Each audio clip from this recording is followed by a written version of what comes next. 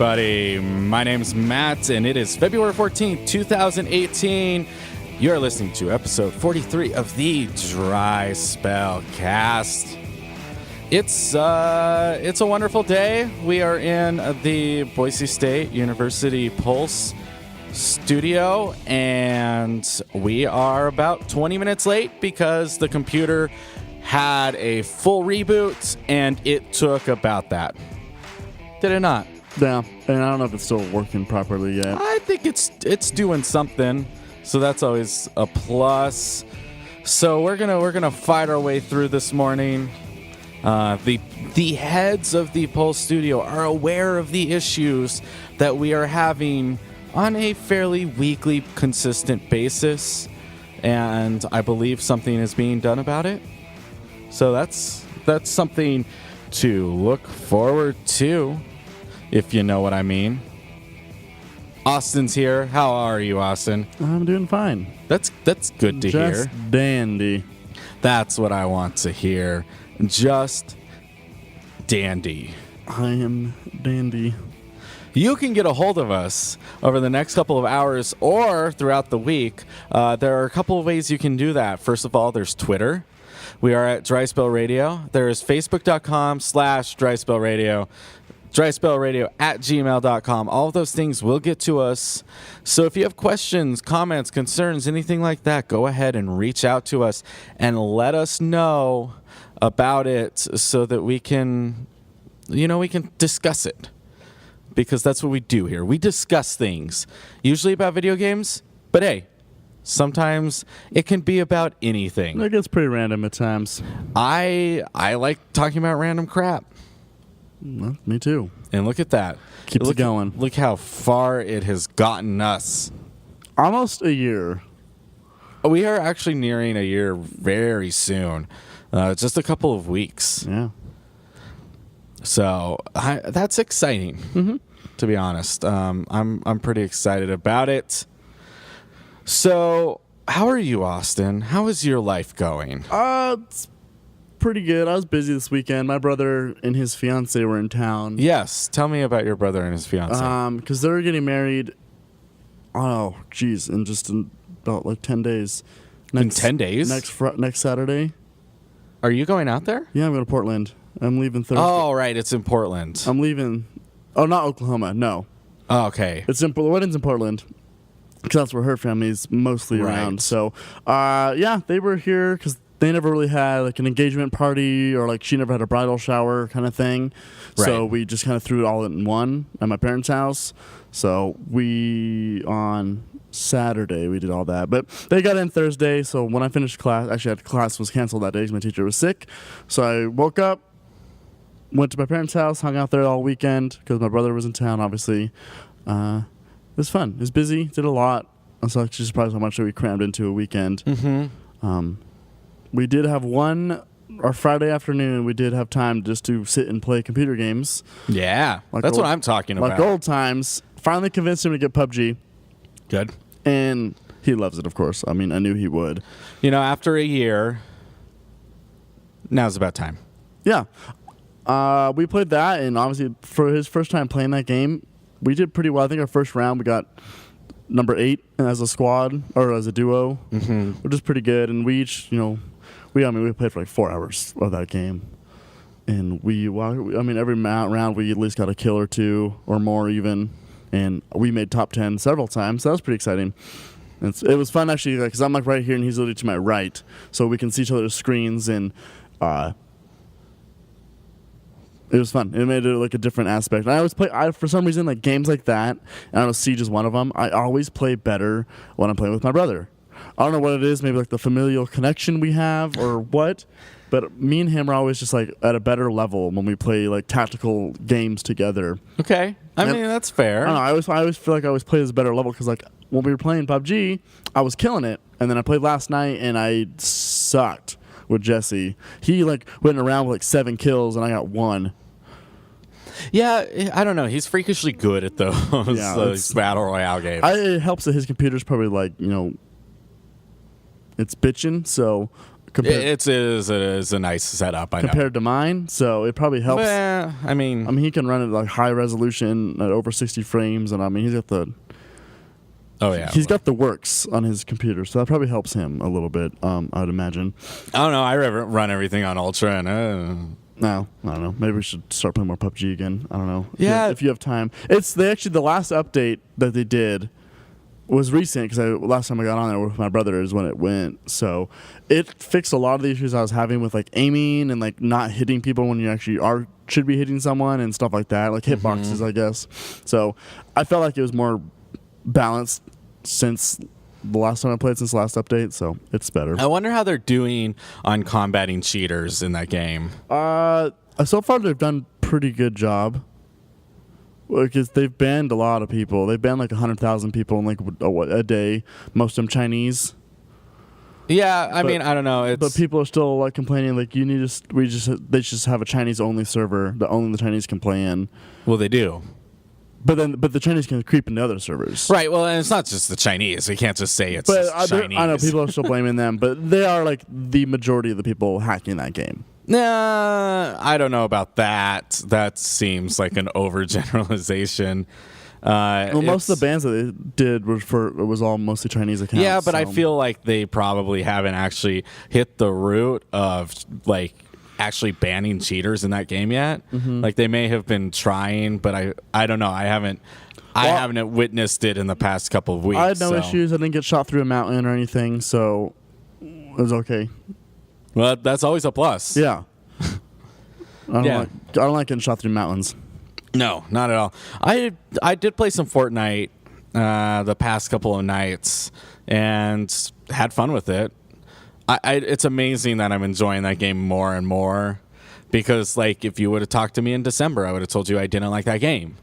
But over the past couple of months, I think, like I've said this before, that the bigger map helps a lot. And so, I'm actually enjoying my time with that. Oh, and speaking of that, they actually changed some stuff, at least on the original map for PUBG. Too, they added like more trees and stuff. You know, like the mansion part that we always drop into. It is like there's one like the north side is completely covered by trees. There's like a little pond, like lake pond there now. Yeah, it's pretty cool. I actually felt like I was like honestly in Skyrim running around at one point. I was like it's just like with all the trees and the pond and stuff. It was cool. It was a nice change. Cool. So like more cover and stuff is cool. Yeah, especially because when they introduced the second map to it, which has no cover, I feel like that they need to do something to that map because they promise like such an urban like feel, and it's just not. Well, I don't know if they promised that in this. In the new map they did. The desert no, they map. promised it eventually. No, they promised in the desert map it was going to be like an urban city place, and then with open spots in between. But there's way more open spots than urban parts. Yeah, but there are some definite urban parts. There are several big cities that you can land in. I think it'd have been better to have like really like sprawling cities or like just a whole city map. That'd be kind of fun. And they may release that in the future. They are still making tons of money, so I can see them releasing that in the distant future. Yep. So did that with my brother. Okay. He's still trying to get me to buy Total War Rome 2, but I don't know. That's yeah, you don't have to. I don't know. Then we did Sunday night. We did go over to his friend's house, who we haven't hung out with in a while. He literally has like the gaming setup at his place. He's got like every console. It's crazy. So we had a lot of fun there. I mean, we played some N64, some GameCube. He's got. I mean, he has both the new NES and the SNES classics, but he also has the originals as well, and then he's got a Dreamcast of all things. It's pretty fun. And he's obviously got all the current consoles as well. He has 2 Switches. Why would you need 2 Switches? Well, it's one for him, one's for his son. Okay, but it's like he's like, my son doesn't even play it. His son's 7, so it was fun. We played Soul Calibur 2 on GameCube. Did like a tournament about it. We've gone a long way in fighting games. I can say that now. Yes. That game was... I think in games general. Yeah. But I playing that game, Mitch was the friend, and another friend, Jordan, are like Nintendo faithful. Like I was saying how crappy of a controller the N64 controller is. Yes. No, it's the controller's so good. I can't stand people like that. I'm like, this controller's awful. It's They're very saying, poorly designed. They're saying like the GameCube controller is the best controller for fighting games. No. I'm like, not really. I don't like. They would also probably argue that Smash is a fighting game, which it isn't. Yes, these are the friends I hang out with. They're the Nintendo guys that just like will swear by anything Nintendo does. So it's just crazy. I know, because I'm like holding I'm like, how do I hold this N64 controller? I'm playing like pod racers on it. I'm like, what am I doing? Yeah, that was I'm like, why a is bad it, controller. Why are but there 3 handles for 2 people with 2 hands? Right, exactly. See, the N64 was a bad controller, but the GameCube was actually worse. Yeah, but they're like, the GameCube's the most comfortable controller. And then they came out with the Wii, the Wiimotes, and those were garbage as well. So, playing Soul Calibur, because I grew up playing Soul Calibur 2 on my PlayStation, PS2 back in the day, so like that was where I was more comfortable with, so I wasn't very good. And I haven't played this game in like 5 or so years, so it was rough.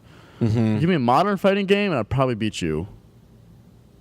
Yeah, I'm totally like, give me Street Fighter, like original Street Fighter, or original Mortal Kombat over the new stuff any day. Mm-hmm.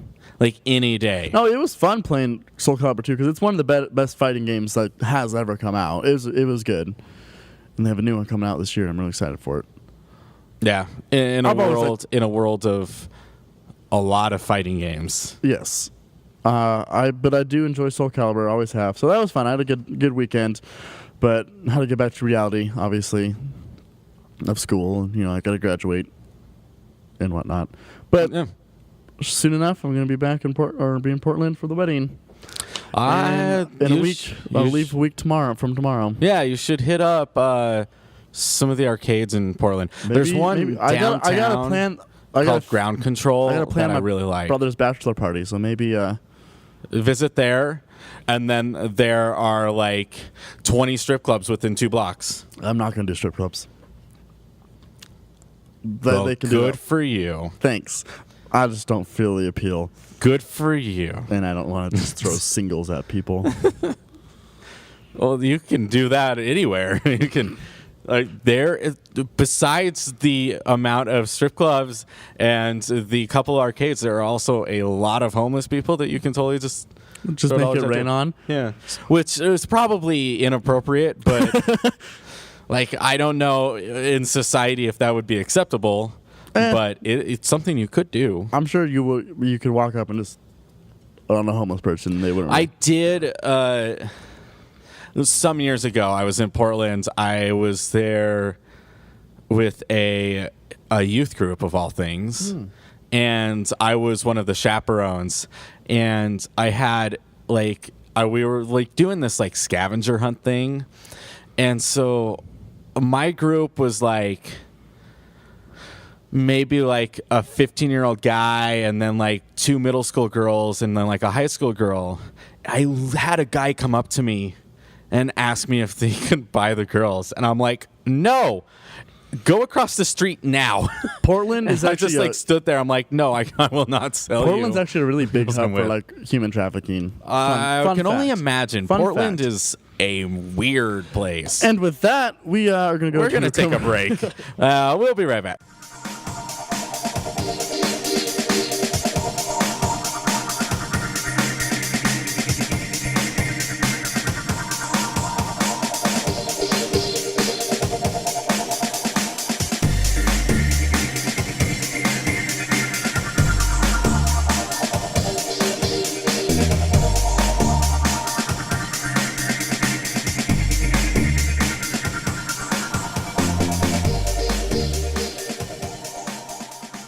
All right, we're back. So besides that, you know what game I played? I popped it in my PlayStation, and I just had a hankering, and I just wanted to play it. Horizon Zero Dawn. Yes, good. And I went back and played some of the side missions that I had skipped early in the game, just to do it, just because I wanted to play something, but I didn't feel like running across the entirety of the map to do like the next thing that I was supposed to do for the main story. And so I like that game. Some would call it Game of the Year 2017. It's true. So because we did. we did, yes. And so I was happy to play through some of that game. And I want to get back to it. I haven't played the Frozen Wilds at all, and Monster Hunter's kind of taken over my life still. Yes. But I do want to find myself back into Horizon. I feel like now's the time. If you're going to do it, you better do it now. Because if you're anything like me, you will never touch it unless you do it now. Like I will do it one of these days. I'm still going to go back and beat The Witcher's final expansion that I never did. I might keep telling yourself that. I know. It's never going to happen. That is a good game. I really enjoyed that game. I kind of miss it now. So maybe I will go back. Because Monster Hunter, I've hit that point where I beat the actual main story, but there's still so much more to do. Right. It's all the upgraded versions of the monsters. They're stronger. There's actually still new monsters being introduced in the game. And it was almost overwhelming how much more content they threw at you once you beat the main story. Mm-hmm. They doubled every armor set. There's an alpha and a beta version, and the alphas all have their own it's predetermined skills, and the beta sets all have empty slots that you can fill on your own. And so it's just oh my gosh, it's just too much sometimes. It's a lot. But Monster Hunter lends itself to that really well. Yeah, I mean, don't get me wrong. I'm not bogged down in the game. It's so much. The game's still so much fun, and I obviously haven't. I didn't play it as much this last week since I have the other weeks prior. But it's the game. If I'm going to sit down and play a game right now, it's going to be that one. Still. Yeah. And some Siege. I did play some Siege last night with Jesse. Yeah, whatever. So. It's the same. Siege doesn't change. It's always the same. It's Speaking of games that never change and they're always the same, that I did play, it's the Year of the Dog, Overwatch. New Year anniversary for Overwatch. Yes, so I did play some of that. The Genji skin is awesome, and I really want it.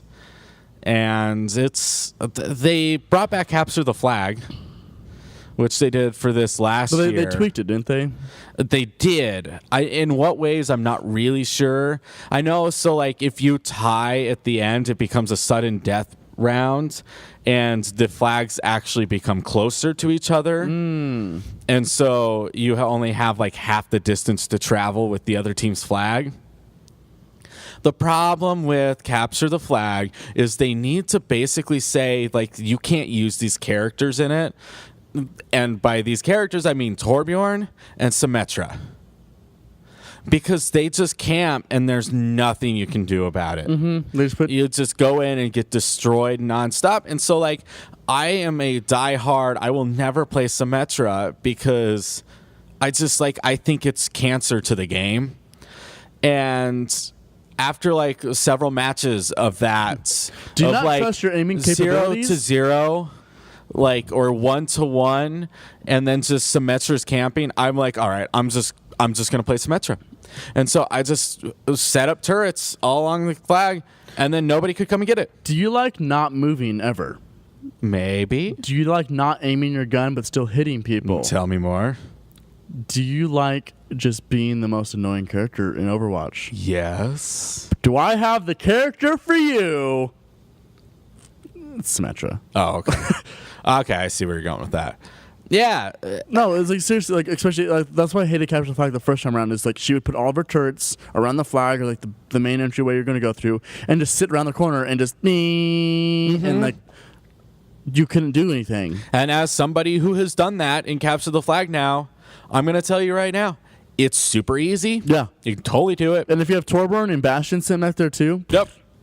You put a Torby and Symmetra there, and there's nothing you can do.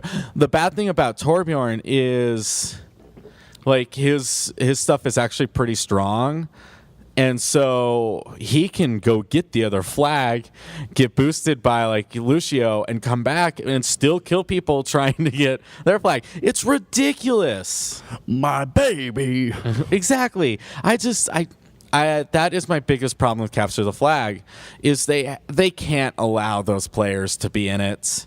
To make that game mode fun. They need to do like what they do with like the horde mode they had, is a select amount of characters you can choose from. Like they cannot. Those are the only ones that I have a problem with. Even a Bastion, like if a Bastion was there, I would totally take that, because there are ways to get behind Bastion, flank him, and destroy him easily and quickly. Symmetra, you can't do that with. They auto aim onto you, and then Torben and Surge does the same between the thing auto too. aim and the sentry turrets, there's nothing you can do about it, and that's just a huge problem. Yeah, she just jumps in circles around you, and you can't. Hit her. As a game that listens to their community so much, and like is involved, and comes in and like talks about complaints and all these things. They have nerfed Mercy more times than I can count, but they have yet to touch Symmetra. And I just don't understand. Have you seen that meme? It's like it's from the guy from Key and Peele, Jordan Peele, the guy that did Get Out. Like his, it's one of the skits when he's like super sweaty and stuff.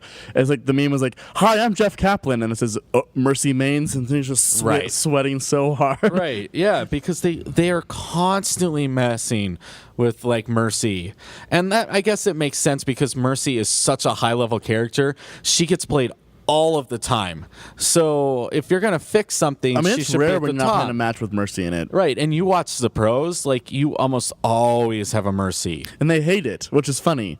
Like watching the interviews on the Overwatch League and stuff, it's like what character would you get rid of? Oh, Mercy. But but don't you play Mercy? He's like, well, yeah, we have to, but I don't that doesn't like her. make sense. Mercy is a great character. I know. It's just because the fact that like she can. She just negate like an awesome play or something like but she can't anymore. Well, I know, but still, like if you have a Widow, just snipe someone right off the gate, and then all right, you're up again. Just kidding. Yeah, but that has such a long cooldown. Yeah, I know. I'm okay with that, but like her ultimate that used to revive people was just when she could hide and then fly and then revive 5 people at a time and just. Well, she can't. She can only revive 2. I know. And now they've nerfed it so that it takes as long as it would when you're not ulting. So her ultimate almost doesn't matter. I just don't get it. Like, I don't get why they keep doing this to Mercy.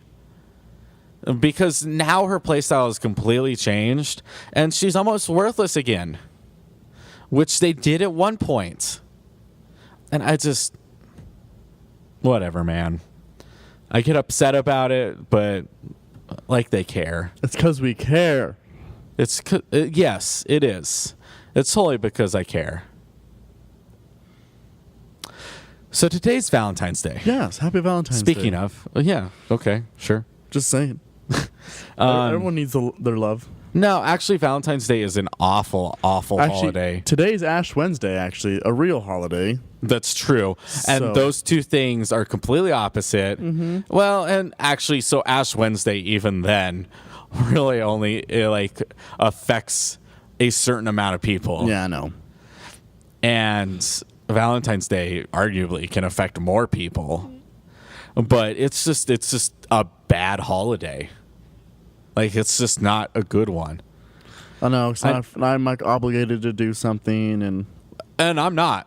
Yeah, I know. It's great. Lucky you. There are ways that you can change that reality that you're living in. But speaking of Valentine's, you break up on the day before. Right. And then you get back together the day after. Or just don't worry about it, period. Like, don't base your life on relationships with other people. Because that's just an unhealthy way to live. That's kind of like the reason people live, Matt. But it shouldn't be. There are millions upon millions other reasons why you should live your life. You can't explain the feelings inside. I totally explain the feelings inside. My mind's telling me no. But my body... I'm just going to let you finish. My body's telling me yes. So, if you're out there and you're lonely for Valentine's Day, Humble Store has a sale going on for you. Of visual novels and dating sims. Is Honey Pop in there? I don't know. Maybe. I know I'm gonna go home and play Honey Pop, but like Dream Daddy is on sale and How to Fool Boyfriend is on sale, and if you're interested, go check those out. Maybe they will make a night of depression and pain feel like a night of fun. You know? Great commentary. Get your dinner for one. Microwavable dinners. So I went to I played trivia at Edge Brewing on Monday, and they are doing this like $100 like plate for two thing tonight. That's expensive. It's as if you're looking at Valentine's Day dinners. It's not really.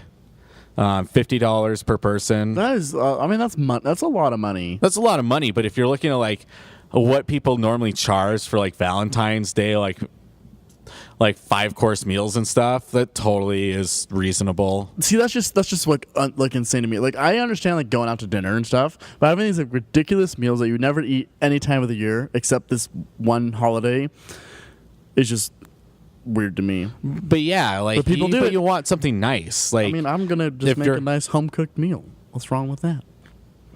They're actually, so that's the thing. But you're in a different situation. If you've been married for 20 years, yeah, that's a good point. Like, that is like going out is a nice thing. Yeah, that's true. I'm not married. No.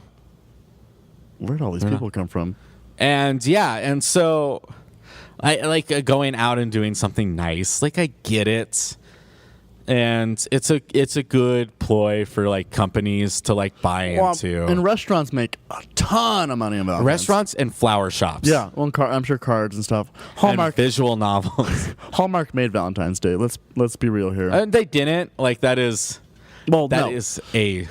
It's a lie. It's an urban legend. Yes, but they definitely prosper on Valentine's Day.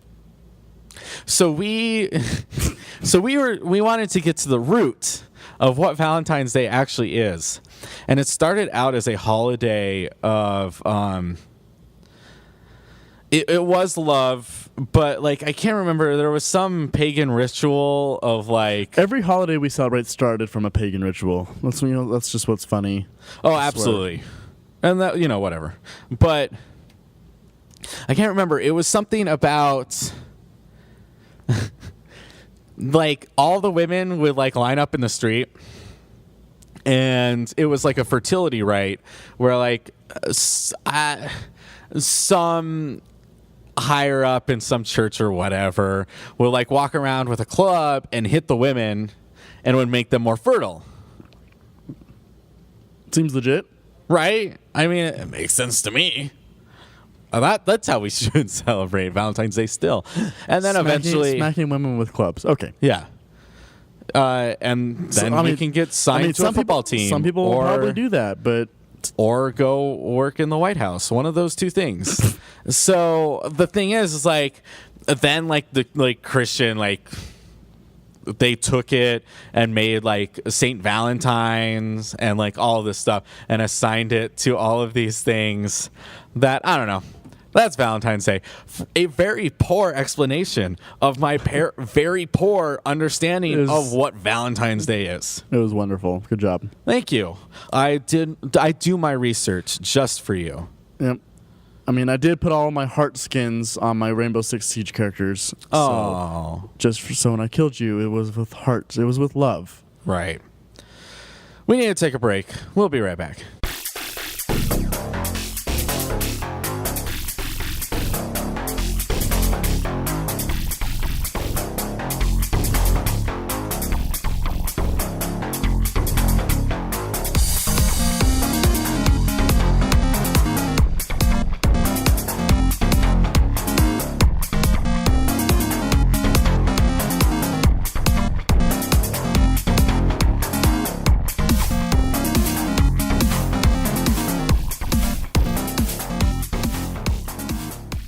Nothing says love like Logan Paul.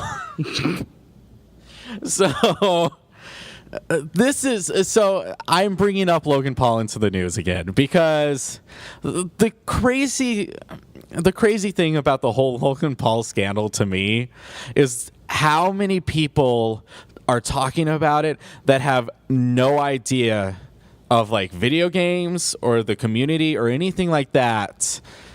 It like honestly it feels like a bigger deal to me than like PewDiePie going off the handle.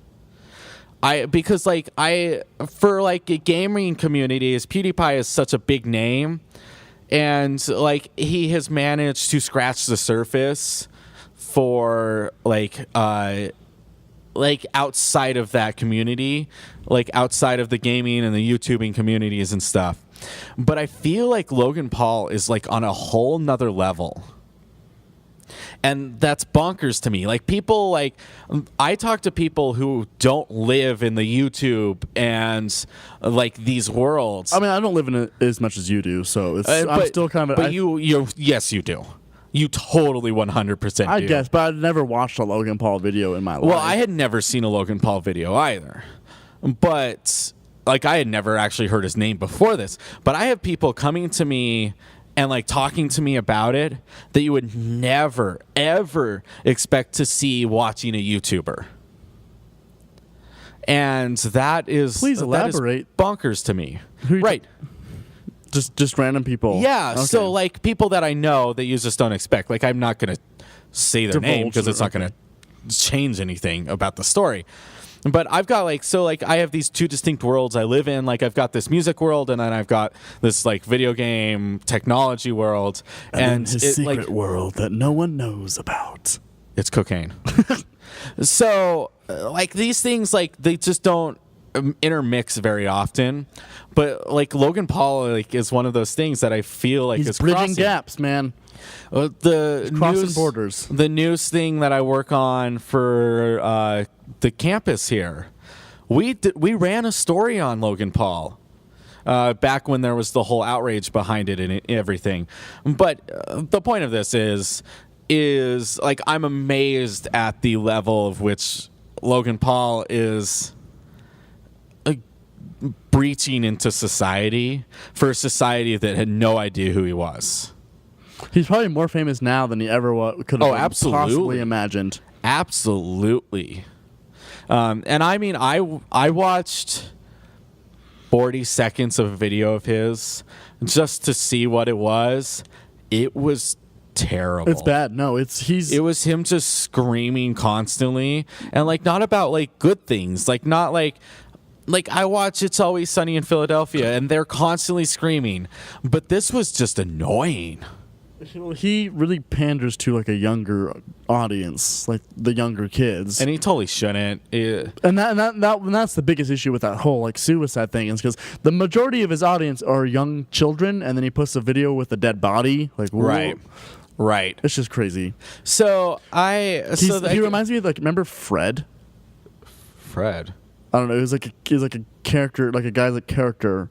It was like before YouTube was like a huge thing. He like made a movie about it. I don't know. I never watched it. Oh, he was on Nickelodeon. Yeah, something like that. He had a TV show. This is like the stuff he kind of does. He's like channeling this Fred character, so being like super immature, obnoxious, but it's like funny to children kind of humor. Weird. Yeah. So remember they made that Fred movie and John Cena played his dad? No, I remember they made a movie, so but weird. I would not know any of that information. I never watched the movie. I just knew John Cena played his dad. It was like the first role John Cena ever had like, in a movie.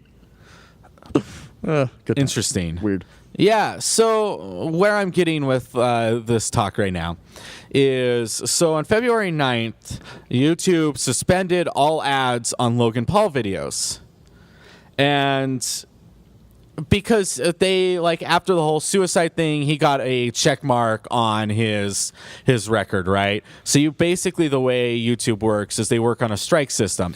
After 3 strikes, they shut down your By the channel. way, the 3 strike system is not a good system. Yeah. So I think there's like 2. So you have like your copyright issues, yeah. like, and then you have your like content issues.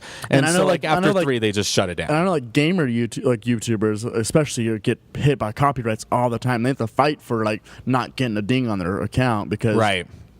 you know, they're like reviewing something or whatever, and then Nintendo usually is who it is, does a copyright against them, and they like have to fight it. Yeah. Well, and so I guess that's where I'm going with Yeah. this whole thing. So let's get there. Sorry, I'm jumping the gun. Yeah, we have a path. My to coffee get there. has hit my system, and now I'm like, Great. So anyway, so over the past couple of weeks, he posts like a video every day, which is impressive in its own right. But he has posted videos of things like encouraging kids to try the Tide Pod challenge, which, if you aren't aware, is basically eating a Tide Pod, which is toxic. yeah, you get sick. Right, and It's detergent. You can die. And he has also like tasered dead rats, and like used inappropriate tags on videos, and like tried CPR on his goldfish, and like just all this just stupid stuff. And so they pulled all of his ads. So ideally, that's like his monetization, right? So he shouldn't be making money off of this anymore. There was a little bit behind it saying like, oh, some people are still encountering ads on his videos, but YouTube was very upfront, being like, oh, that's a glitch in our system. It shouldn't be happening. A glitch in the system. Right. And so that's whatever. But yesterday in a talk, the CEO of YouTube actually said he hasn't done anything that would cause those 3 strikes. So he has his 1 strike, but he doesn't have his last 2. She said that we can't just be pulling people off of our platform. They need to violate a policy. We need to have consistent rules, which I totally understand. Like, I respect that fully. Because people are like, you need to pull his videos off of YouTube. But if you think about this from a business standpoint, if he has several millions of views per day, per video, look at how much traffic that is bringing into YouTube. Because you guarantee these people aren't just watching one video and leaving. They go down the rabbit hole and right. And so that just gets like that makes YouTube more money. And so honestly, it's in their best interest not to ban Logan Paul from their channel. There are some ethical things that you have to consider when talking about it. But, you know, from a business standpoint, we are in a capitalist society. Like, it's in their best interest to keep Logan Paul there. And so the more that they can slap him on the wrist and say, you can't do this, but please continue uploading videos to our website, the better it is for them. Because then they can be very, like, hands-off, being like, oh, like, we told him he can't do this, but it doesn't violate our service. We have punished him, but we haven't punished him to the full extent of what we can. And that's kind of where they're living right now. And I guess that's where, like, I think people are kind of getting upset. But you've also got to, like, the thing is he's not the darkest part of the internet. no. He's not the darkest part of YouTube. There's a lot worse on that website. It's just they ban those things. But they're not making YouTube nearly as much money as he is. And I think that's the thing. Like, the CEO comes out and like, yeah, these videos are tasteless, but they don't infringe upon our content standards, which oddly resonates with the Twitch story that I have coming later, which I think is really fascinating, which I think we will start the top of the next hour with. I think that makes sense. But yeah, so Logan Paul's out there. I think it's a different kind of story than PewDiePie going off the handle and saying a super racist term on a live stream, or him showing a dead body. Like, him tasering dead rats is tasteless and really not that funny. No, it's like sociopathic. Yeah. Like, to be honest. Like, that's what serial killers do. Yes. So, but it's at a different level than I think some of the other stuff that he has quote unquote committed. So, Logan Paul, he is making YouTube a lot of money, and I think they recognize that. They're just like, I like money. Right. Absolutely. Well, they should like money because that's what makes the world go around. All right. Well, we do need to take a break, and we will be back.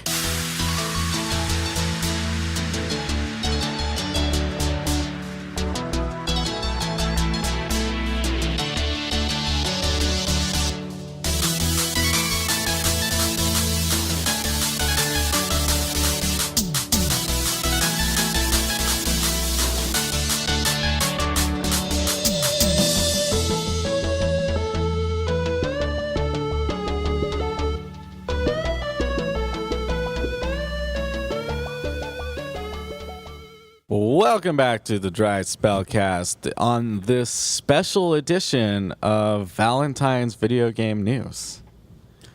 We were talking over the break about how weird it is that, like, Ash Wednesday has, like, turned into this, like, pre-week party of, like, you know, you have Fat Tuesday, which is, like, this big party where you go and get wasted and flash people, yeah, and like get beads, take your clothes off, and but you're in a mask, so it's fine. Right.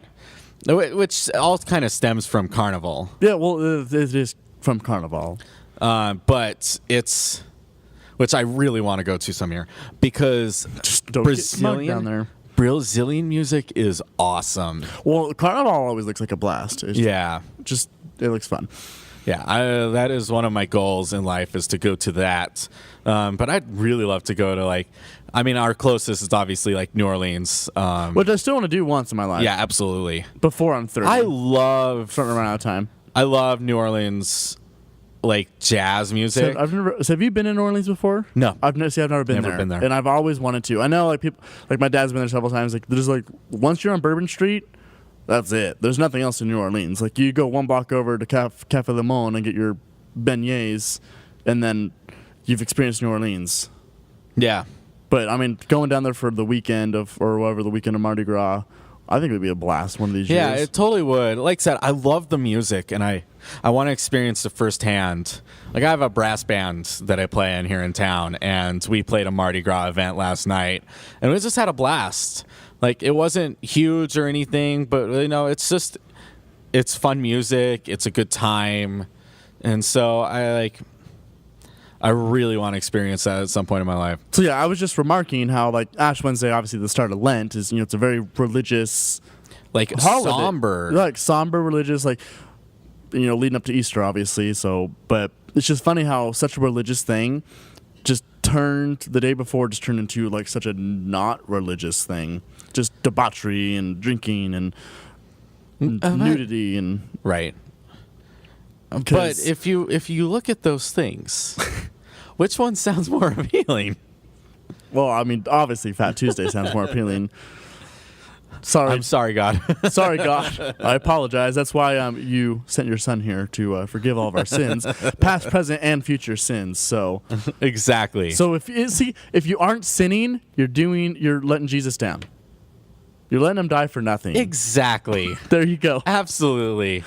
We are experts in theology. I have not taken any classes, so obviously I know exactly what I'm talking about. Absolutely. I went to Bible school a time in my life. But let's talk about nudity, and let's talk about sinning, and also connect it back to content standards. Yeah. So the story here is Twitch has promised that they are tightening their grasp on sexually suggestive content, specifically on in real life streams.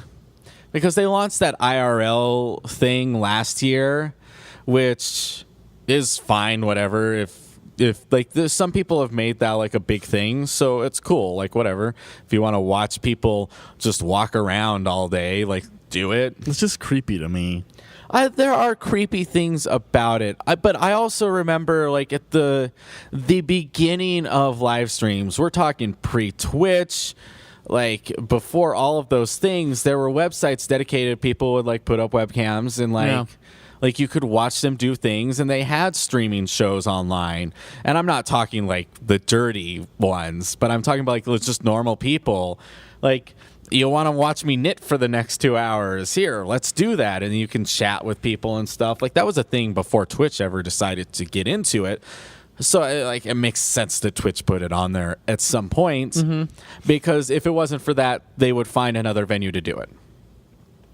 It's just with Twitch, it was like, oh, like here's all these people that play video games. Here, watch them sit there and talk to the computer screen for an hour, and then they're going to play like 30 minutes of Fortnite, and then they're going to go back and just sit there. Dear God, imagine if they did that for you.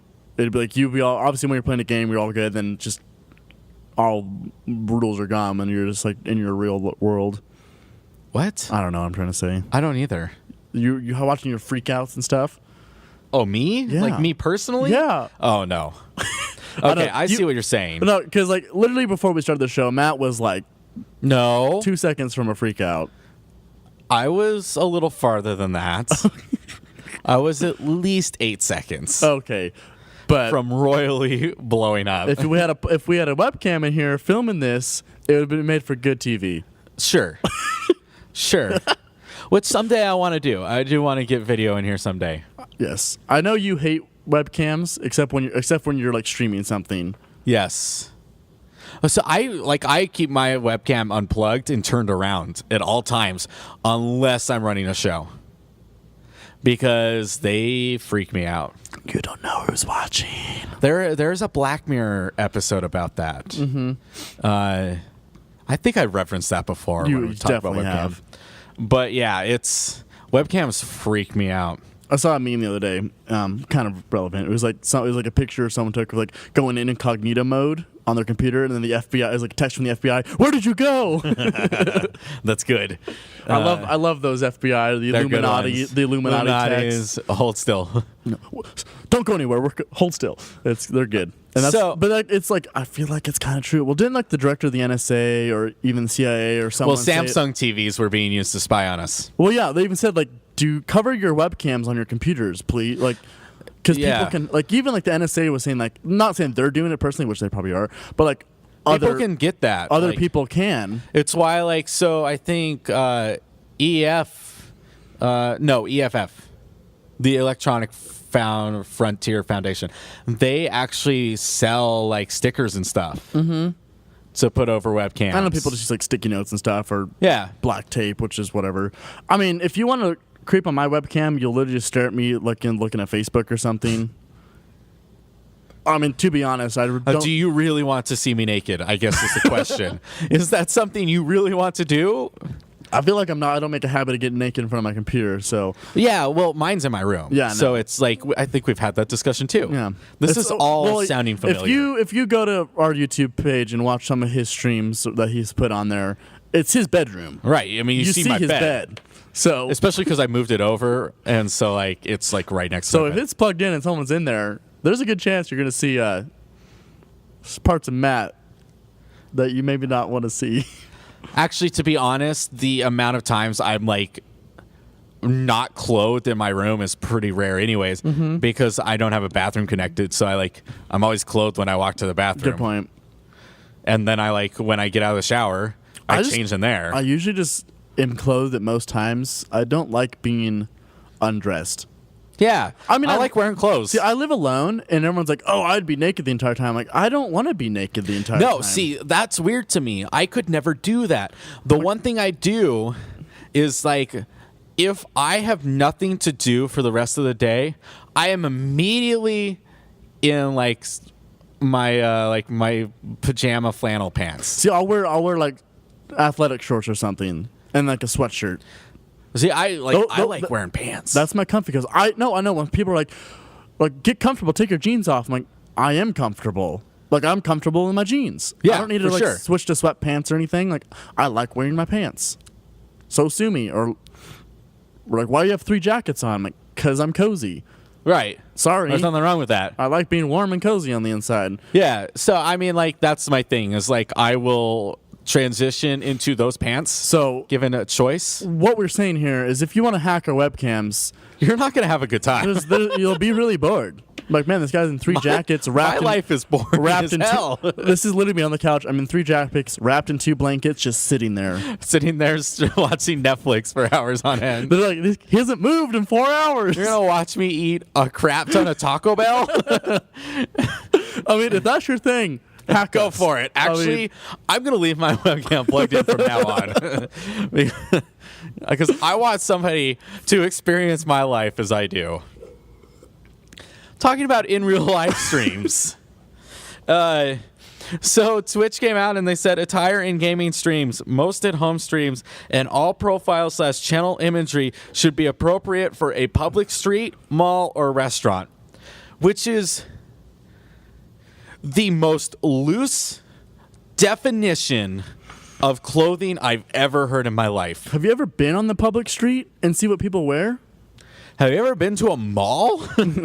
I mean, I'm going to categorize Walmart in that. Oh, my God. I don't want to, I mean... And I guess I get what they're saying. Like, be decent. Right.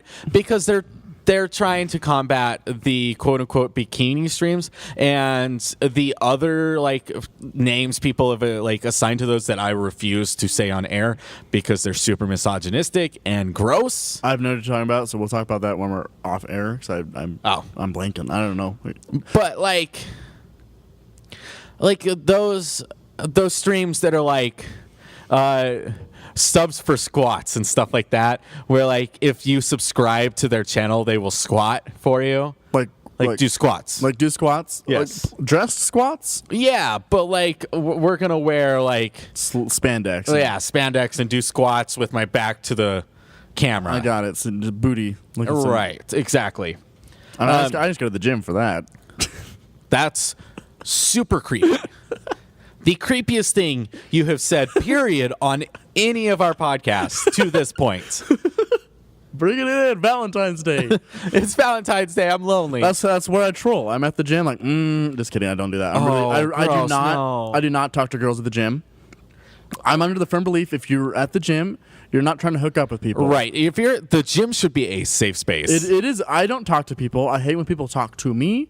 Like, if I see someone I know, I say hi and put my earphones in and walk away. And if they want to start a conversation with me, I'm like, please schedule in a time when I'm not in the gym. Right. The gym is a different kind of thing, though, because, like, you are dressed in the gym for workouts. Mm-hmm. So you're dressed differently than if I'm going to... class. It's awkward because you're like sweaty, you're out of breath. You're like, hey, how are you doing? It's really just not a fun place to talk to people, especially people you don't know. Yeah. Like, I hate coming up to someone. I'm like, are you using this? I'll stand there like staring at this thing like, is someone on that? And then like just not have the courage to ask anyone and just go find something else to do. See, that just plays into my social anxiety of talking to people, period. It's true. So maybe that's why I don't go to the gym anymore. I need to get you back there. I do need to start going again. I mean, if we did this, like, it was honestly like this time last year, I got you going, and you even were like, I'm feeling progress, yay. And then you got super busy again and just... Right, as always. And also, it cost me money, so that sucks.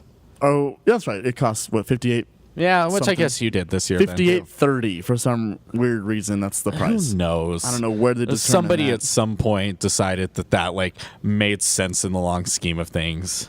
So those part-time people aren't paying full tuition. Where can we get more money from them? Gym. Right.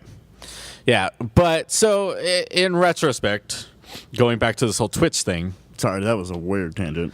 Like, it makes, like, I don't know, it's a weird thing because the more quote-unquote bikini streams that Twitch gets, the less of, like, a thing you can share with the public it becomes. Mm-hmm. Like, the people that aren't already going to Twitch are the people we have to bring in. Doesn't Twitch have, like, you can do, like, private streams that you need, like, a password to get into? I don't think so. I thought they did. They do have, like, you have to, like, mark if it's mature. I thought that you could do like a private one that like no one can get into unless you have like a password to get into it. That would be really smart, especially when you're looking at like if you want subs, like subscriber only streams. But I don't know if Twitch has that. I thought they did. I've never seen it. I know you can do like private streams with like one other person though, can't you? I've never seen anything like that. Not on Twitch. I don't know enough about Twitch, but I thought you could do that, but maybe you can't. Maybe you can. And maybe that's I mean, that would be an answer to this problem. It's just if you're going to do a bikini stream, lock it and give passwords out to people to your subscribers. But even then it's like, first of all, there are websites dedicated to this. That's true. I didn't say go second of all, full nudity. Like you're never gonna gain viewers like that. So I get like why you wouldn't want to go private. But it could be like a thank you to the viewers kind of. Sure. That sounds really weird. That sounds like you're like. That sounds like prostituting yourself out there. But hey, some people that's fine. We're artists. Like the body's art, okay? Well, like that's not even what I mean. But like all prostitution is basically art. Or no, I said that completely all backwards. Art is basically prostitution. Yeah. It really is because prostitution is art. Just kidding. The hashtag prostitution is art. We need to take a break. We'll be right back.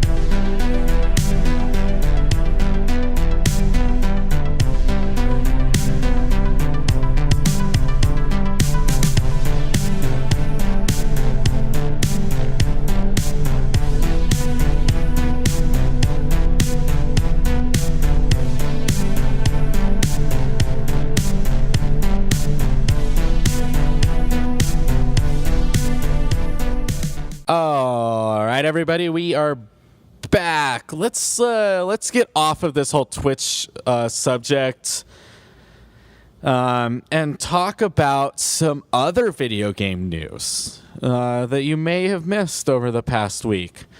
So, Five Nights at Freddy's is actually getting a movie. Like, for sure, it is happening. This is a real thing.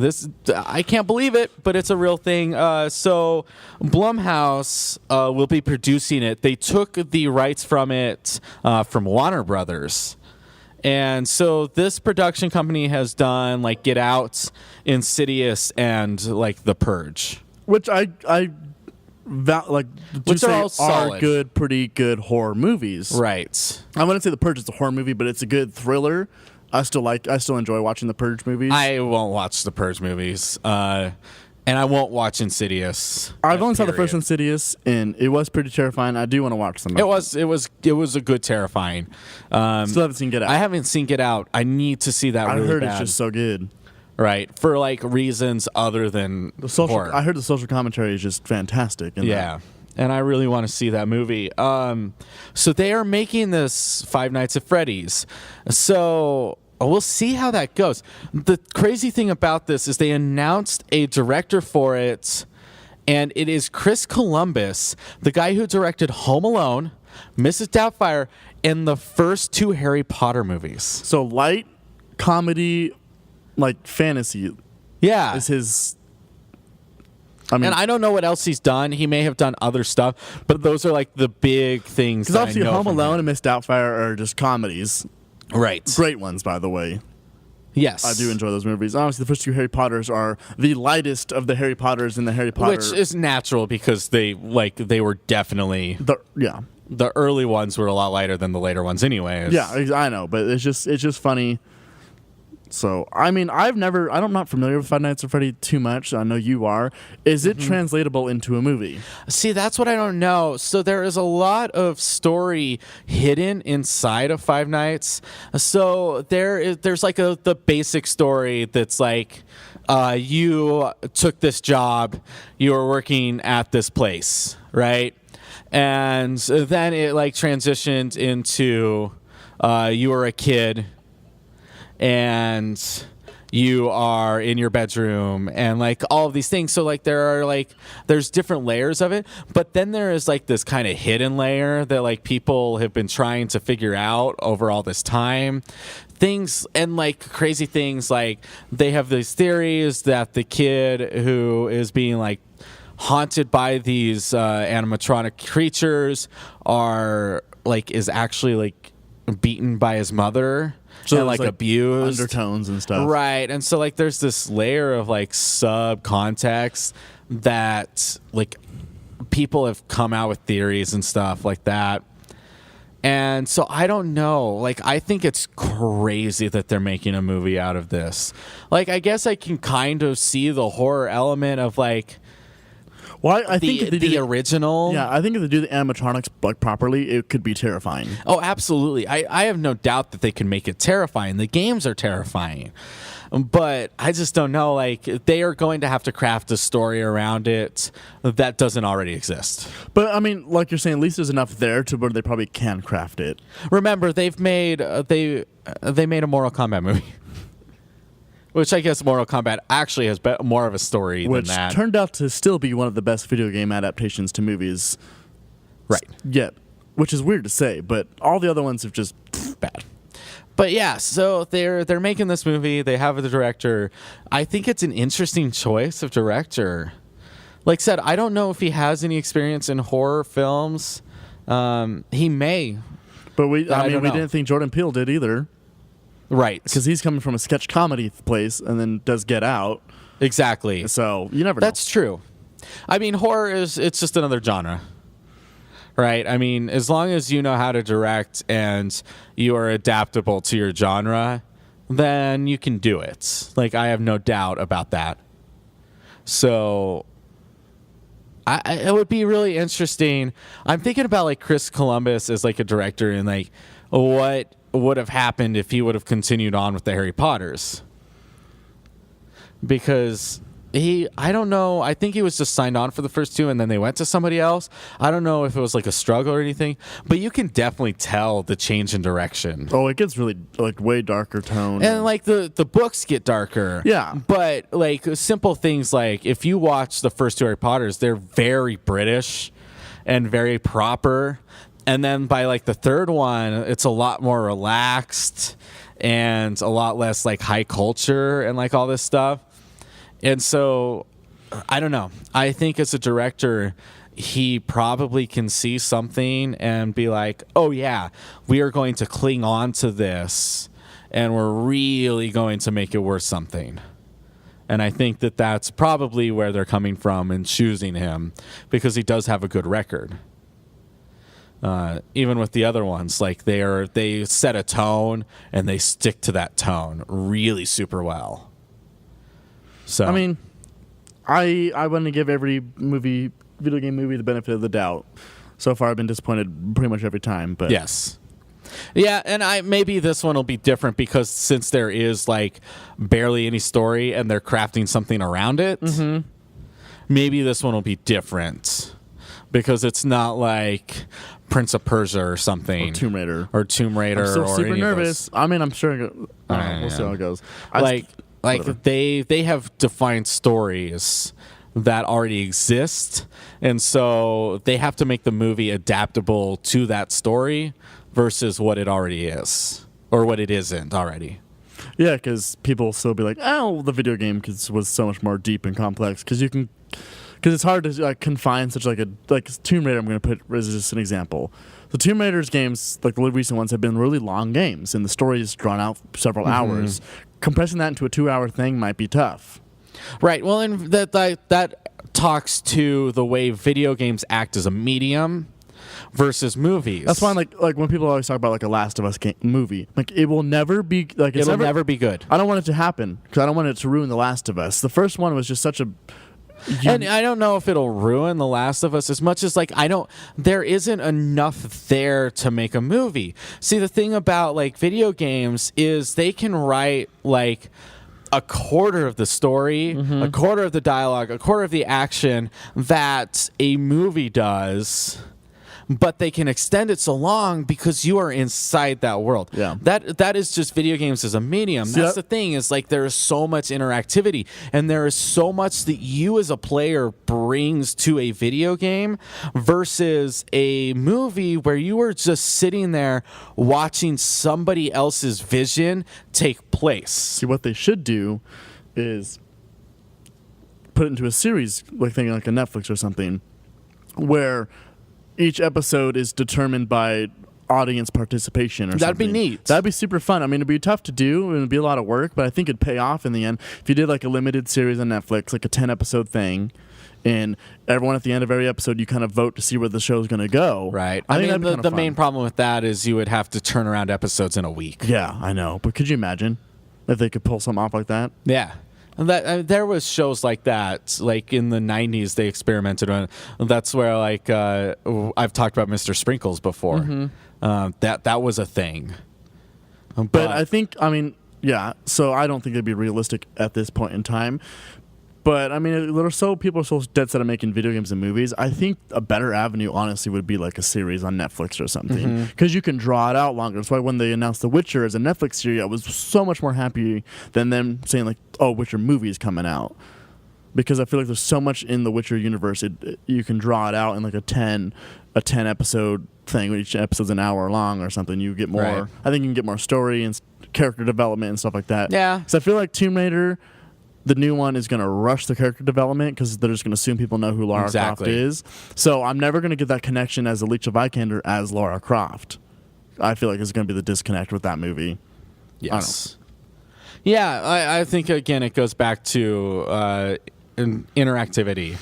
And I think that's what makes video games so special, right? Is it's the only medium in which you interact with it, and what you do interacts or like changes the game. It's why like a Halo movie would be bad, because I love Halo because I affected that game. Like, even though it was a linear thing and no matter what I did, I was going to get the same outcomes. Like, I could take as many paths to it as I wanted. I could do this. I could do this. I could die here. I could die here. Like, and like I could respawn and retry it. And like, I just don't think. See, unless they do, I don't think movies have that opportunity. See, unless they do like a couple episodes at a time, and so they already have like, so you start with one episode, and then there's like 2 outcomes from that episode can be, so you vote on it, and then you go one way or the other way, and then from there it just keeps branching. So like they're in like ahead of time, they already make these episodes, and some just don't get viewed. Yeah. I don't know. Which would never happen. Yeah, that'd be because it'd be too much work, and then for nothing. Yeah, we're talking months of work just down the drain. So, well, I think that does it for us right now. We need to take a break, and we will be right back.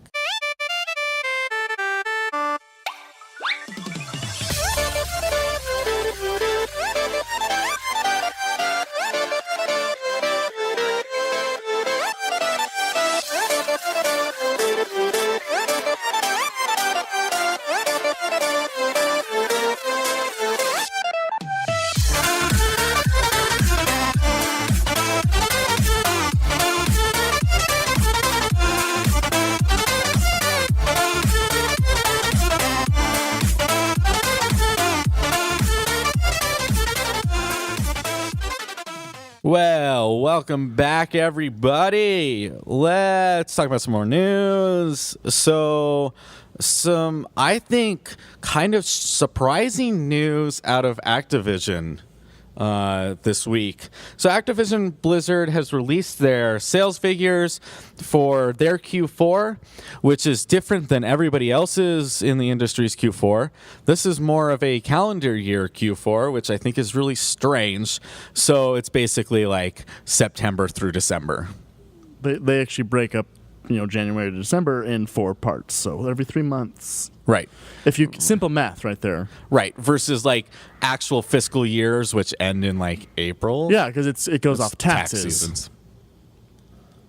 So Activision Blizzard came out and said that Call of Duty World War II was the top grossing console game of the year. Remember, this is the same company that released Destiny 2. Mm-hmm. And the really shocking figure here, it was the biggest day one digital release ever on a PlayStation platform. I mean, I'm not surprised. I am. Really? Totally. Because this game had terrible marks. I know, but it was obviously advertised well. It was going back to World War II, so that got people buzzing. I'd be interested to see what the numbers are now. I just feel like I didn't see the buzz. Like, period. I mean, I was interested, but I was not like, oh, I have to go buy this right now kind of thing. And I never bought it. So my buzz has died since it released, and I realized what the game really is. Yeah. It was just Black Ops disguised in a World War II skin. Right. I have still yet to play it. I mean, the reason why I'm not surprised is because it's Call of Duty. People love Call of Duty. People play that all the time. So for sure, like I think Call of Duty is a strong franchise. I just feel like people are getting burnt out. And I love how they say like people are not going to play. They're not playing as much as they used to. But every year, Call of Duty is always the number one selling game. Yeah, it's every crazy. Year. Last year, even though they're like Infinite Warfare sold poorly, it was still the number one game of all 2017. Or 2016 or whatever it came out. It would have been 16. 16, yeah. Like, even though like it sold 70% less than Black Ops 3 did, those numbers are still incredibly high. Like, it was still the number one selling game of 2016. And this is obviously the number one selling game of 2017. Like, it's just... For them. I mean, I wouldn't be surprised if, like, overall, too. I would be surprised overall. It's in a year that you are competing with Zelda and Mario. But not everyone owns a Switch. You're right. You gotta keep that in mind. But not everybody owns a console. But period. Call of Duty is... I mean, so many more people own a like Xbox or a PlayStation or a computer. So I think Call of Duty is obviously more accessible to, like, people who really want to play it. And I think that's why it always sells so well. Probably. I don't know, because I feel like the games that we like looking forward to is not games that everyone looks forward to. Right. No, we definitely live in a different bubble. Like we watch a lot of games come out and we play a lot of them versus like the normal person that plays one or two a year. Yeah. And I totally understand that. But I also think like in that rate, you've got to look at like Madden. Like, I guarantee you Madden's up there. It's huge. No, that's a big one. I'm sure it is. Like, people still, like, go to that as their go-to gaming purchase of the year. That has such a high appeal, which I just don't really quite get. And so, like, I don't know, like, I'm surprised by that figure, especially from like PlayStation as like a whole console, like every single one of them. Like if you look at all of them, to say Call of Duty World War II is the largest selling day one digitally. And that's actually surprising. But I mean, it's surprising, but it's not that surprising because I feel like digital is still like becoming like the thing, and it's not the thing people buy it on yet. I feel like over time it's just gonna be like maybe in like 2 years from now when they say, oh, it's the number one released digital game, like, okay, that's a big deal now because we've had years of digital games, but now yeah. And of course we're talking Sony or like PlayStation. Yeah. So like I would be interested. Obviously PUBG was probably Xbox. Well, no, I wouldn't say Xbox, but like PC. I think PUBG is probably Xbox's. I would highly doubt it. They already sold like over 3 million or something. Yeah, but we're talking the like they had like 2 weeks. Good point. To sell it. Good point. And I think probably the majority of the people who actually bought PUBG are on Xbox One X, which is still like, even though it sold well and above their expectations. It wasn't a lot. Right. Comparatively. I mean, it was a lot, but it wasn't like millions of units. Or was it? I don't know what the numbers were. I don't know. I had that figure at one point, but I trying to remember off the top of my head. Call of Duty. It's still a gaming Goliath. It's still there. We got Black Ops coming again. For sure. So that's going to sell probably really well again. Yeah. So there we go. That's, I mean...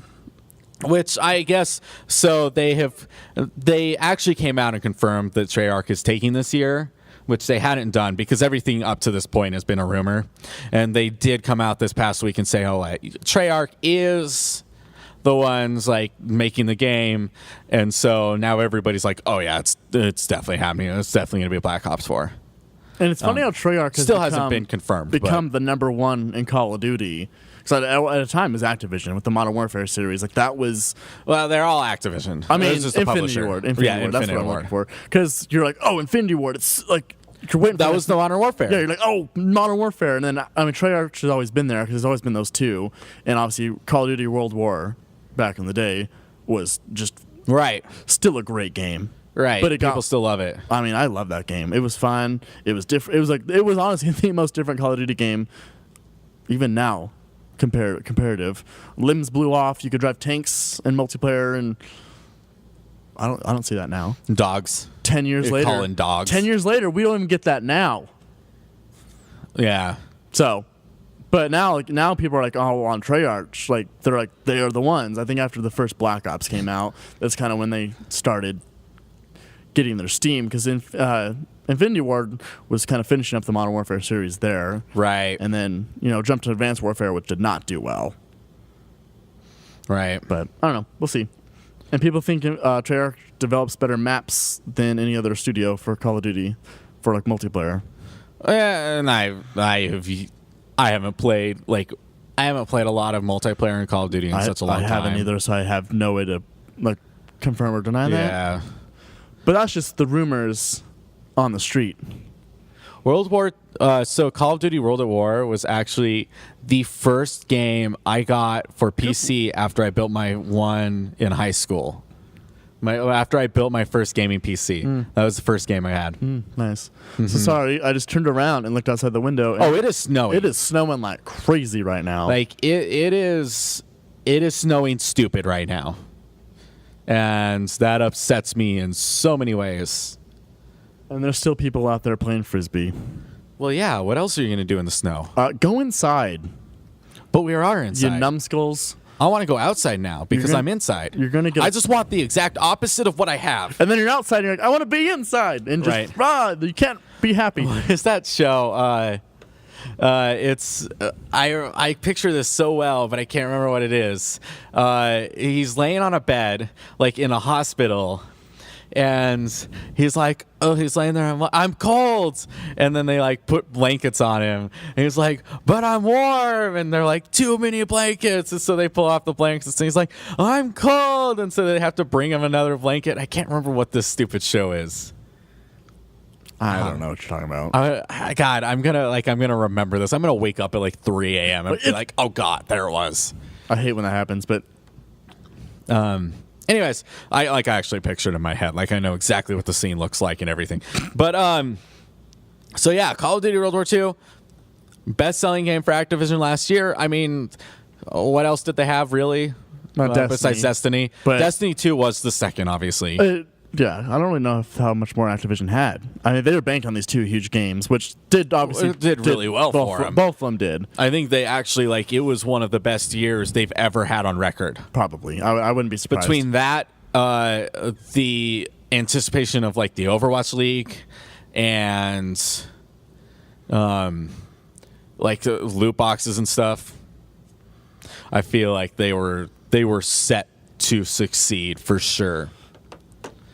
But yeah, well, we're gonna hit our game rumor right now. Yes, when we're talking about it. I saw this the other day. Yeah, so there is a rumor floating around right now that they may be releasing in calendar year 2018 a remastered collection of Spyro the Dragon games. Yay! I loved Spyro the Dragon games. Yes, they were awesome.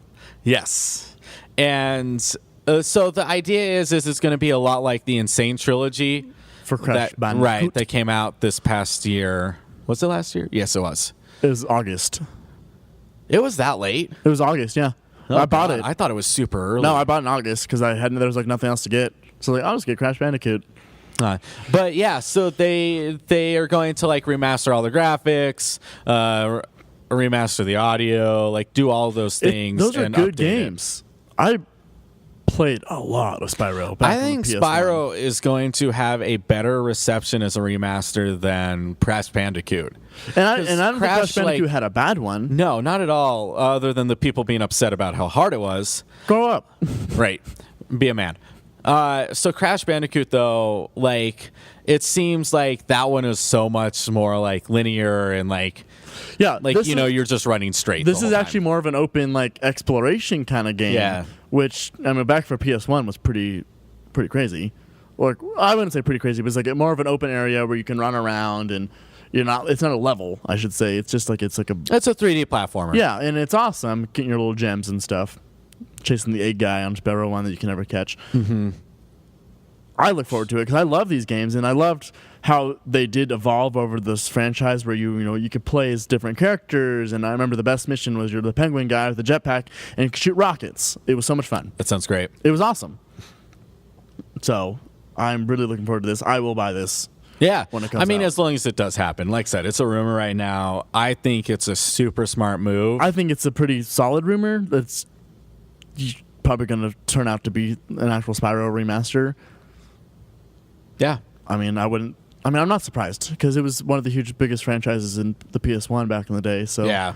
I'm sure it made its way into PS2 era and stuff too. They did have a PS2 one, now to think about it.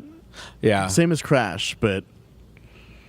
Yeah, so we'll see if that comes to fruition. We'll see a Croc remaster. Did you ever play Croc? No. It was like a Spyro kind of like interesting platformer game. Oh, we had the first one. It was kind of fun. I'm thinking God, why am I blanking? Nuts and Bolts. What is that? Ratchet and Clank. Yeah, I'm thinking like Ratchet and Clank would be a smart like remaster. Well, I don't know what they're doing with Ratchet and Clank because they I wouldn't say remastered. They redid the first game, but like made it a little different. And if they do that with all the games, I'm like, that'd be kind of cool. Like if they stem off a new franchise now, which I know the last run they did, the Ratchet and Clank redo was a huge success. Mm-hmm. I think it made more money than the movie did. There was a movie? Yeah, they released a movie at the same time. Oh my god! How did I miss all I watched it on Netflix. It's hilarious. First off, if you like Ratchet and Clank humor, you'll like the movie. It's funny. Weird. That's how the game had voice actors like Sylvester Stallone and Paul Giamatti and stuff in the game because they also did the movie. Weird. Yeah. That's crazy on so many levels. Because that's how they advertise it. It's the game that was based off the movie that's based off the game. That's too much. Ratchet and Clank's great. But I mean, I'd like to see more of those come out too in the future. Yeah. Because those have always been great games. There's never been a bad one. There's definitely some room for like kind of that like Rare era like platforming that like room for those remasters. But there's such a charm in Ratchet and Clank and Spyro, and like these old games have that's what I'm saying. Have such a charm. And if I see a remaster of the Jak and Daxter series, I'll be happy too. Mm-hmm. Those were great. Like where we are today is because of these games that we're speaking of. Like yeah, obviously, but so okay, we need to take a break, and we will be back.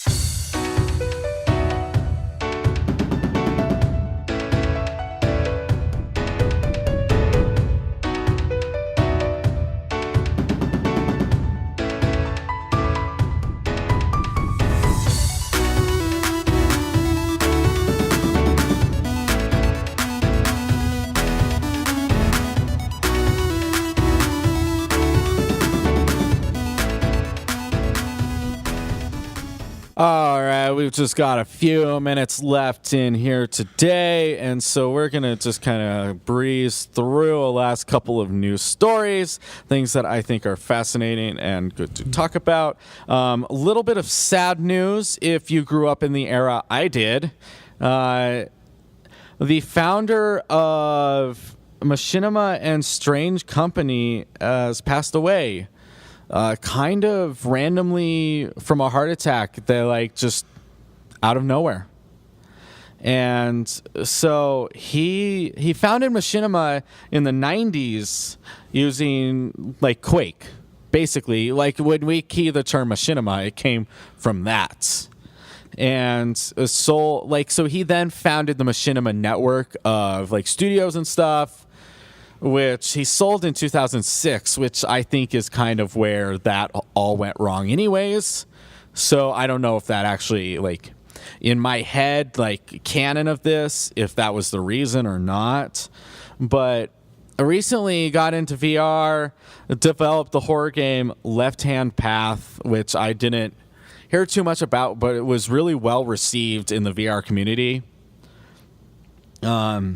And I think it's kind of an interesting, like, if you want to look at the creation of content, like custom content on video games and things. Like if we look like right now, I think like Let's Plays dominates the market of like video game content that is coming out. But if you were like us as kids, like Machinima was huge. Like you think about like how big Red vs. Blue got. Yeah. And then you like a lot of people remember like Arby and the Chief. And like those kinds of things, like they were the dominant force behind video game content that were created by fans. You know, creating these small videos of in-game footage and stuff. And it was so much harder to do back then. Like people went really out of their way to do this stuff. Like we have it easy here. Like totally. And it's a different kind of content now. Like I feel like the whole Machinima stuff isn't necessarily as big as it used to be. Like people aren't making videos of like these characters in their character state. Like a lot of them are like based upon, you know, your feelings of like I'm going to sit in front of this screen and then I'm going to talk about the video game, right? That's what Let's Plays now are. So I think it's really interesting to look at maybe how we got there versus like what we left behind. And I think like Machinima as a group, I think is kind of gross. Like especially like now, like when I see the name Machinima, I don't think overly highly of it. I think there's a lot of like rampant sexism and stuff in that group, but like right now, like Let's Plays, you know, are the dominant force. So, but still, I mean, it's never good to see somebody die. No, that's never fun. Especially if it's like such a sudden death, right? And like pretty young. Too. Like if you're like sick and expecting to die and pass away, it's a little different than just like a sudden heart attack, where you're not even that old. How do you have an age of? I don't. Okay. I'd say probably 30s, 40s. Yeah, I mean, that's the scary time for heart attacks is just when it happens at that young. You're just like, oh, eye-opening. Sucks. Yeah. But I did want to end with some happy news. That was in there, but like I want to end the show with some happy news. So there was a big StarCraft 2 competition. The first competition, like esports competition, period, that was ever in collaboration with the International Olympic Committee. It took place in wherever the Olympics are taking place in now, which Pyongyang? Yeah, that place. And South Korea? Which makes sense because StarCraft is still huge in Korea. Pyeongchang, huge. That's what it is, Pyeongchang.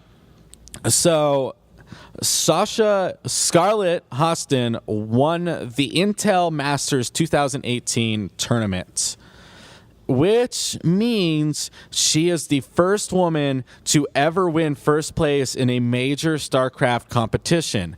And honestly, probably esports, period. So do you think this is the stepping stone of esports getting into the Olympics? No. Not at all. Really? No. I think like maybe it was like kind of a cool partnership or something, but I still don't see I don't see esports being in the Olympics ever, and I'm fine with that. I think people should be fine with that. There's too many problems with it. And they got their own thing going on, so... Right. There's no reason to muddy the waters. So speaking of Olympics, sorry, super random. Do you remember the Tonga guy from the Brazil Olympics who walked out there like shredded and sick pack, covered in oil? Well, he did it again in this Olympics. I don't know if you realize that. Yeah, no, I saw it. So Tonga, he's the only athlete from Tonga to make the Winter Olympics, and it's the same guy. I guess I didn't realize that. So yeah, they even like showed the side by side of him walking out in Brazil 2 years ago, and I mean, obviously, you know, the whole country of Tonga is like, we need to find a way to get him back in the Olympics. So let's find whatever he can be good at. And I think he got like cross country skiing or something. Like, yeah, you can see that. It's just hilarious how, and he did the same thing. The opening ceremonies were freezing. I don't know if you saw all the other teams are bundled up, wrapped up. He walks out there, I know, shredded, covered in oil, waving the flag like he didn't even care. I thought it was hilarious. I just had to throw it up there. Yes. And I want Tonga Man in every Olympics from now on. I think that's a good goal. I don't care to if he have. even makes Olympics. He should just be the flag bearer every year. Sorry, super sidetracked. You brought up the Olympics. Yes. And I just kind of was excited. And I loved it. And it's hilarious. Yeah, that is funny. For sure. But back to this news story. I think this is like a cool stepping stone, less about the Olympics, but for women in esports. Yeah. Because it's super one-sided right now. And I think it'll be really neat to see if we can start like increasing the number of women in it, because that needs to happen. Diversity in this place is a good thing. So, I think that as it grows as a thing, more and more women are going to feel comfortable being in that environment. Mm-hmm. Like, there is still a lot of problems. Like, video games communities are still kind of hostile to women, which is sad, but it's definitely the way it is, and it's something we definitely need to fix. Well, the fact that they treat it like such a rare thing, like I just go back to a couple years ago when during that, I forget what it was, where they just constantly filmed that woman eating French fries in the stands. Right. You remember that, right? I do remember that. It was just super weird how they're just fixated on this one girl in like a sea of men eating French fries. Right. It was, I don't know. I just thought that was funny. No, I think. But that's how they treat. It's like, oh my God, a girl gamer. Like, film her. Freak out. So we need to shatter that. Right. Well, it needs to not be a taboo thing. Yeah. Is the thing. Like, and as. There are girl gamers out there. I know a handful of them. There are a lot because video games are not one-sided. Oh, he was dancing. So I'm excited to see that happen. Last thing, so according to PushSquare.com, Sony is sending out surveys to PSN users asking if they are interested in changing their username. So we're one step closer to changing the username you thought of when you were 12. Are you interested in changing your from username? Hot Wheels Master 69, or as I was at one point, Ramrod X420. Awesome. Still a great name. On Steam, because I can't change my...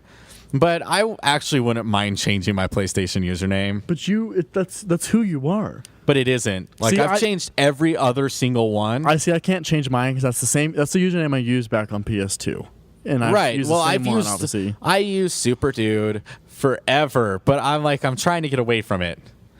Like, I'm not ashamed of Super Dude. You just need to rebrand yourself. I had to, I want to rebrand myself. Like, I want to rebrand myself for something that is like me. Like, me as somebody who wants to be in the video game industry. That's true. You know? But I am Darkbird21. Yeah, and that's fine. I want someone to see that name like, him! It's him again! Yeah. I really hope that's happened at least once in my life where I join a game and someone's like, it's him! Oh! And someone hates me because I beat them in video games. Yes. That's all I want. Amongst other reasons. That's all I want in my life. That is such a great goal. Getting hate mail from people.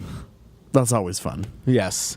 So, finally, I want to just bring this up before we're out of here because it is 100% official. It has been announced. The word is out there. The Mountain West has announced an exhibition match or like tournament between UNLV Esports and Boise State Esports during the Mountain West basketball tournament in March. I think it's like March 7th through 10th. It is all going to be live streamed. It is going to be broadcast, like everything you can imagine. It's going to be hopefully a big deal. It's going to be in the Mackey Arena Center or whatever it is on the campus of UNLV, which is right next Mackey Center. to the arena in which they do the basketball tournament. I think it's super cool. I will be there. But you're going to Vegas, right, for this? Yeah, that's what I'm saying. That's why I literally just said that. Oh, okay. So I'm excited. I think it's going to be super cool. It should be a lot of fun. We'll see how Boise State does against UNLV. We're a little more official than the UNLV is, but we are also newer than they are. So it looks like it's time to go. Austin is playing HQ. Yes, I think I just messed this last one up. We'll see. Let's see. Oh, I definitely would have known that. Who was it? Oh, I didn't see the answers. It was Madonna, Bruce Springsteen, or Bob Dylan. Bob Dylan. Dang it. Bob Dylan won a Nobel Peace Prize. I'm out. Yeah, I could have answered that for you. Bye-bye. Anyways, that does it for us today. If you are listening, you're going to have a wave of podcasts released within each other, within a couple days of each other, because I'm way behind in editing, and I'm going to try to get this one up first and then follow with the other ones, so it's just going to randomly come out. But you can listen to the backlog if you want to. Otherwise, this will be episode 43. Yes, so this is 43. So we actually have 40 plus, because our E3 things are still in there, episodes. Well, the E3 ones aren't numbered. I know, but I'm just saying, in total of all shows that we have, if you really want to listen to us, if you love our voices, love our weird jokes sometimes, there's some content for you. Oh, yeah. I would expect so. I know. But it's all easily accessible. So also, we are on YouTube. We are. That will happen again, I promise. We do have some videos that we have recorded. Yes. That have not made its way to the YouTube screens. They'll get there. They'll get there. It takes time. It all takes time, people. And I have a job. Mini jobs. Anyways, that does it for us today. We want to thank everybody out there for listening. Have a happy Valentine's Day. Sure. If you're with someone or with yourself. If not, go play some Honey Pop. My name's Matt. Austin, thank you for being here. You're welcome. I waved again. I always wave. Yep. We will be back next week for more video game related stuff. Bye. Bye.